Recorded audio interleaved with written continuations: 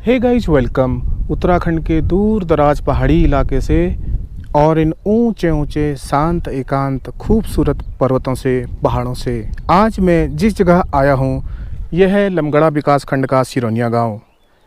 और चारों तरफ आप देख सकते हो जैसे आज हल्के हल्के बादल भी दिखाई दे रहे हैं और पहाड़ों का कुछ इस तरह का नज़ारा आ रहा है सामने। और नीचे एक नदी बह रही है और चारों तरफ इस तरह पहाड़ दिखाई दे रहे हैं। अभी गांव में सड़क पहुंच चुकी है तो इस वजह से यहां पर यातायात की बहुत अधिक सुविधा हो गई है। और सिरोनिया गांव में ग्रामीणों के सामूहिक प्रयास द्वारा भागवत कथा का आयोजन किया गया है। तो आज के ब्लॉग में मैं आपको दिखाने वाला हूं सिरोनिया गांव और सुनाने वाला हूं भागवत कथा भी। तो चलिए शुरू करते हैं। और रोड के किनारे से ही अगर मैं आपको दिखाऊं तो कुछ इस तरह का व्यू आ रहा है। यहाँ से अभी हम आगे चलेंगे और जहाँ पर मैं अभी खड़ा हूँ ये कुछ रोड के ही किनारे का ऊंचा सा इलाका है। यहाँ पर देख सकते हैं आप नीचे की तरफ काफ़ी गहराई है और सामने भी एक मंदिर बना हुआ है, वहाँ भी कुछ लोग मुझे बैठे हुए लग रहे हैं। और सामने की तरफ कुछ मकान बने हुए हैं। इस तरह का दृश्य भी यहाँ दिखाई दे रहा है।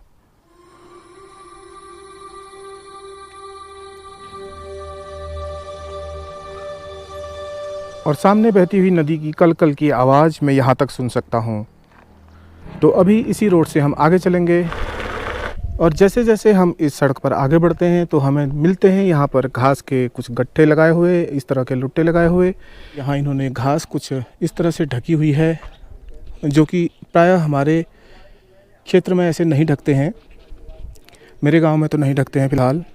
और यहाँ पर सामने ही एक और दुकान बनी हुई है इस तरह की।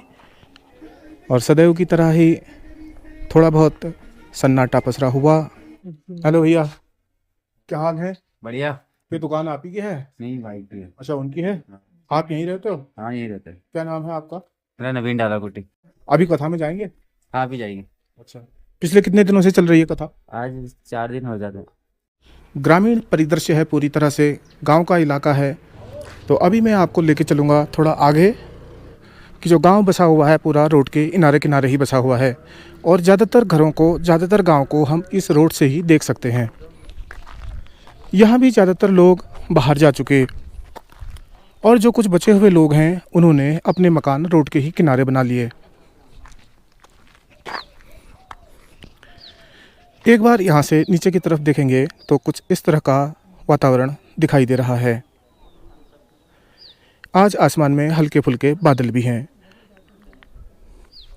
अप्रैल का प्रथम सप्ताह शुरू हो चुका है और गर्मियाँ अपनी दस्तक दे चुकी हैं। पहाड़ों पर भी आप थोड़ी बहुत गर्मियाँ महसूस कर सकते हो। पिछली बार भी उम्मीदों से कुछ ज़्यादा ही गर्मियाँ हुई थी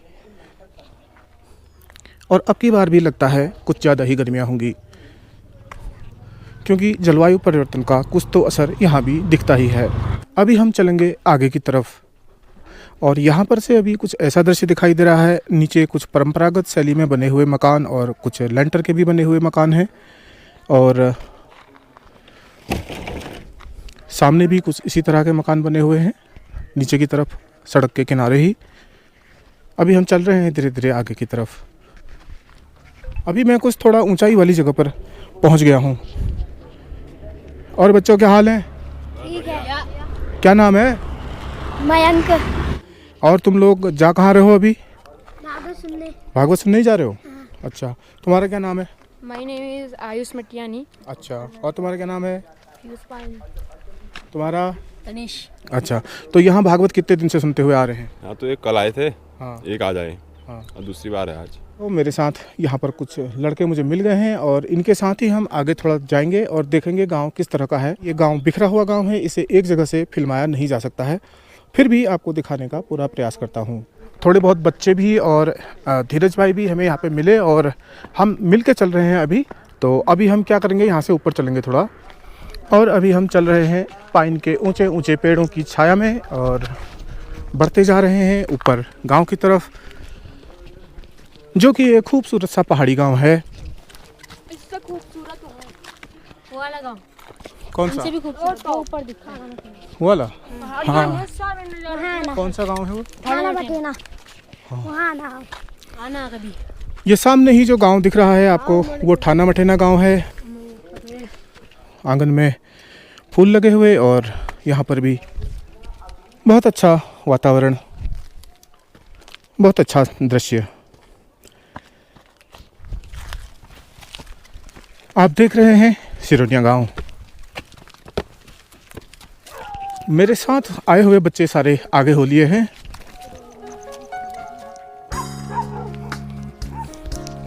रास्ते के ऊपर से ही कुछ इस तरह का दृश्य अभी दिखाई दे रहा है और नीचे आप देख सकते हो सड़क के नीचे भी गांव बना हुआ है। और अभी आप देख सकते हो अखरोट का पेड़ और आड़ू का पेड़, आड़ू लगे हुए उसमें। नीचे नदी है ना, अभी नहाओगे? आज ही नहाओगे? आयो नहारा ही बता, ब्लॉग भी बन जाएगा इसका। और जैसे अभी आप देख सकते हो शुरू हो चुका है सीढ़ियों का सिलसिला और यहाँ से दृश्य कुछ इस तरह का दिखाई दे रहा है।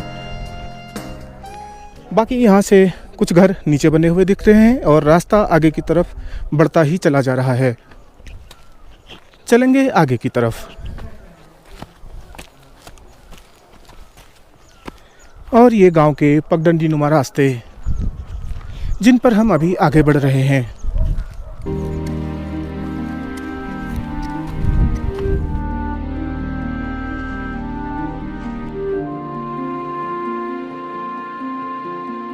यहाँ से आप देख सकते हैं गांव किस तरह का दिखाई दे रहा है।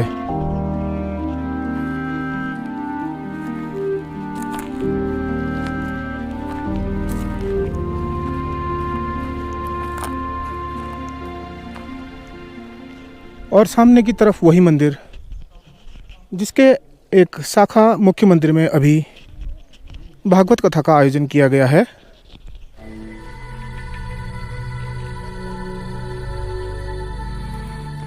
अभी मैं जिस जगह पर खड़ा हूँ ये एक खेत है बड़ा सा और एक दो घर छिटपुट ही बने हुए हैं और सामने की तरफ जो मंदिर बना हुआ है तो यहाँ मंदिर में कुछ इस तरह का दिखाई दे रहा है और यहाँ पर पानी की भी व्यवस्था।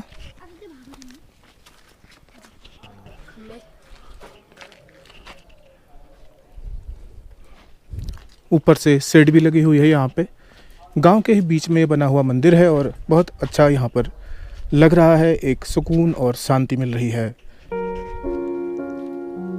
ऐसी बहुत सारी जगह हैं और ऐसे बहुत सारे गांव हैं जो अभी अनदेखे हैं। यकीन मानिए अगर सोशल मीडिया का ये प्लेटफॉर्म नहीं होता तो शायद ही आप कभी इन गांवों को अपनी स्क्रीन पर देख पाते। इसलिए आपका भी इतना तो बनता ही है कि आप चैनल को लाइक कर दीजिए, कमेंट कर दीजिए, शेयर कर दीजिए अपने जानने पहचानने वालों में और हम बढ़ते हैं आगे की तरफ। अब इस जगह से हम आपको वहां पर लेके जाएंगे जहां पर कि भागवत कथा का आयोजन किया जा रहा है। अभी हम लौट आए हैं, आपको गांव दिखाते दिखाते नीचे की तरफ जा रहे हैं। अब सिरोनिया गांव में मेरी अस्थाई टीम अभी मेरे आगे चलती हुई जो कि मेरी मदद कर रहे हैं गांव को एक्सप्लोर करने में। और ये खूबसूरत सा पहाड़ी रास्ता अभी उसी तरफ जाता हुआ मेरी सारी टीम आगे जा चुकी है। चलो धीरज भाई, पगडंडी नुमा रास्तों से कूदते फांदते हम पहुंच चुके हैं सड़क के पास और नज़दीक ही बना हुआ है मंदिर।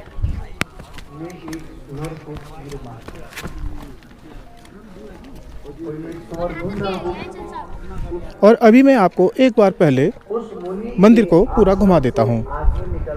अभी आप जो देख रहे हो रोड के किनारे ही लगा हुआ यह मंदिर है। चारों तरफ से इसमें घेराबंदी करके कनाद वगैरह लगाई गई है। रोड से ही सजावट शुरू की गई है और भीतर की तरफ लोग बैठे हुए हैं। अभी मैं आपको भीतर की तरफ लिए चल रहा हूँ।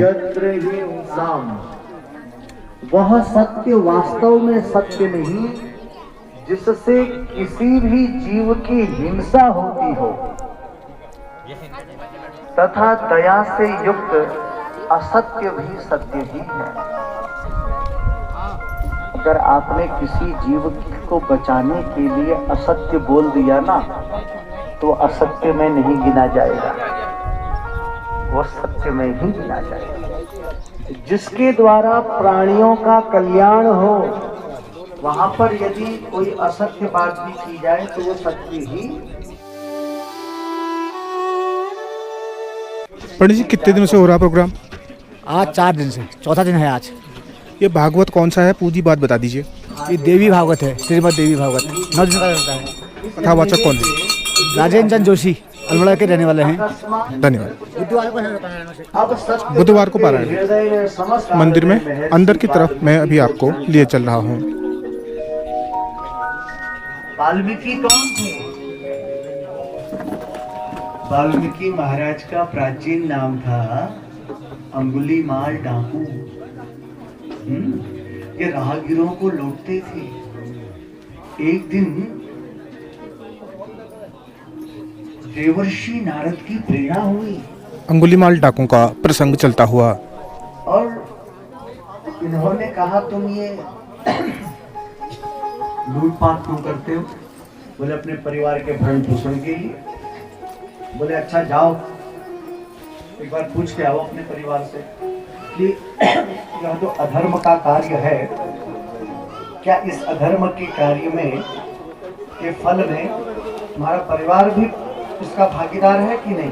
तो ये अंगुलीमाल गए और इन्होंने पूछा, देखो जो मैं लूटपाट करता हूँ, राहगीरों को लूटता हूँ,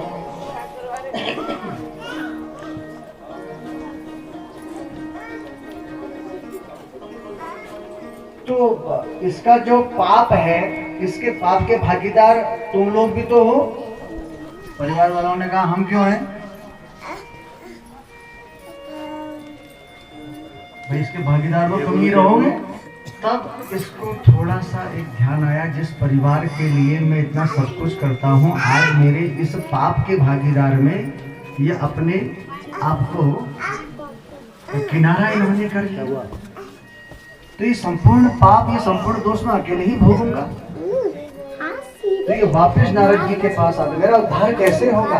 तब नारद जी ने इनको एक मंत्र दिया, राम। अब ये जैसे ही राम बोलने लगे तो इनको मरा सुनाई दिया। तो इसने, इस डाकू ने राम का उच्चारण नहीं किया, इसने मरा मरा मरा मरा मरा मरा मरा मरा ही बोलने लगा।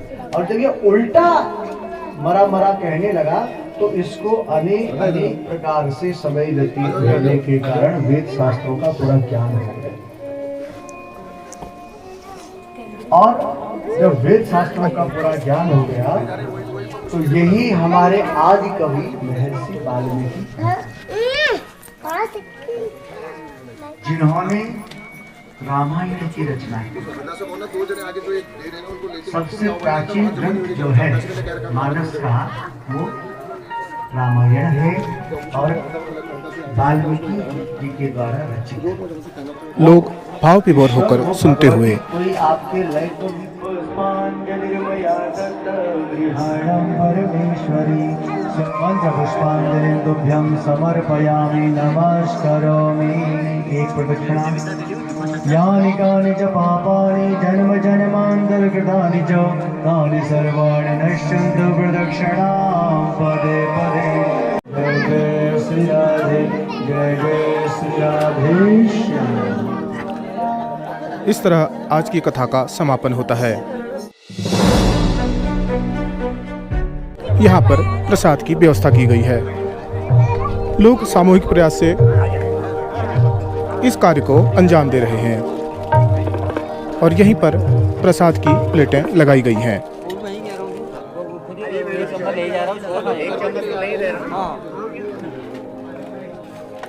तो यह है सिरोनिया के ग्रामीणों का सामूहिक प्रयास अपनी संस्कृति को, आस्था को, धर्म को आगे बढ़ाने के लिए।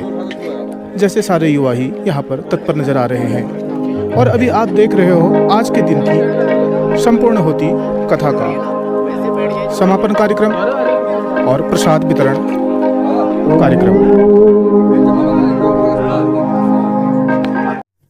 इस तरह से एक खूबसूरत पहाड़ी गांव में लोगों की धार्मिक आस्थाओं और मूल्यों के अनुरूप ही इस तरह के कार्यक्रम आयोजित किए जाते हैं, जहां पर लोगों के बहुत धार्मिक और आस्थावान होने का प्रमाण मिलता है। आपने बहुत सुना तो होगा कि उत्तराखंड के लोग धार्मिक आस्थावान होते हैं। इसका उदाहरण है यहाँ पर जगह जगह ऐसे किए जाने वाले आयोजन, जैसे आपने अभी एक देखा। वह तो क्षेत्र इतना फैला हुआ है कि हर जगह हम आपको जाकर के दिखा नहीं पाते, वरना ऐसे आयोजन आजकल हर तरफ किए जा रहे हैं। नवरात्रियों में जहां मंदिरों में पूजा अर्चना का क्रम चला हुआ है, वहीं तरह तरह की भागवत कथाएं आदि का भी आयोजन किया जाता है। सामने क्षितिज तक तैरते उतराते बादल दिख रहे हैं और ये पेड़, ठंडी ठंडी हवाएं, सुनसान अकेला, खुशी देने वाला सफर। ऐसा लग रहा है जैसे मैं जीते जी स्वर्ग में आ गया हूँ। मैं बढ़ा जा रहा हूँ, मैं बढ़ा जा रहा हूँ। अपने आप ही एक अजीब सी खुशी हासिल करके मुझे कितना अच्छा लग रहा है। काश मैं आपको और भी किसी तरीके से बता पाता,